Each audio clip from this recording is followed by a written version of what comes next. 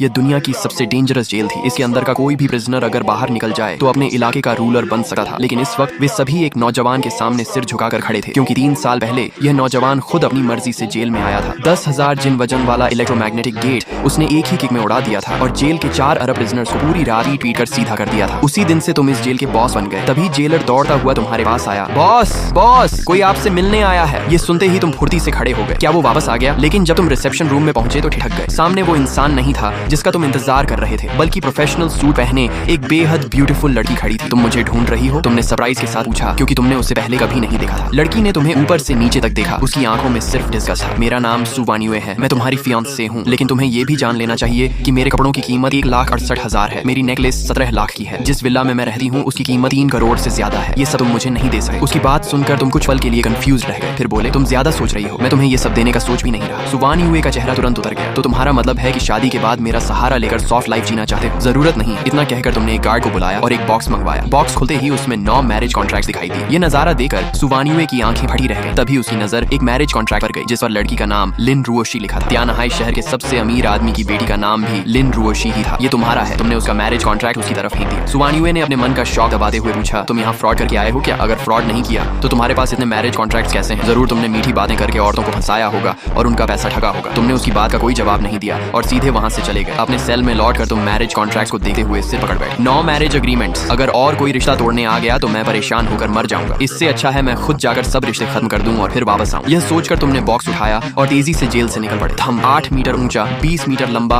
और 10,000 जिन वजन वाला इलेक्ट्रोमैग्नेटिक गेट फिर से तुम्हारी एक में उड़ गया। आसपास के वॉच टावर पर खड़े गार्ड तुरंत सिर झुकाकर खड़े हो गए। उन्हें आज भी याद था कि 3 साल पहले भी यही आदमी इसी तरह दरवाजा तोड़कर अंदर आया था। कुछ घंटों बाद तुम तियानहाई शहर जाने वाली फ्लाइट में सवार हो गए। लेकिन किस्मत का खेल देखो, जैसे ही तुमने कैबिन में कदम रखा तुम्हारी नजर सु वान्युए पर पड़ गई। उसने भी तुम्हें देख लिया और चौंक कर बोली, मेरा पीछा करना बंद करो और तुरंत नीचे उतर जाओ। उसके मन में यही चल रहा था कि अभी अभी जेल से निकला आदमी उसी फ्लाइट में कैसे आ गया। जरूर उसका पीछा कर रहा होगा। तुमने होंठ सिकोड़ते हुए कहा, तुम्हारा दिमाग खराब है, ट्रीटमेंट करवाओ। सु वान्युए एंगर से दांत पीसने लगे। अभी कुछ देर पहले मैरिज कॉन्ट्रैक्ट निकालते वक्त उसे लगा था कि तुम में थोड़ी रिस्पेक्ट वाली बात है, लेकिन अब उससे तुम सिर्फ एक बदतमीज इंसान लग रहे थे।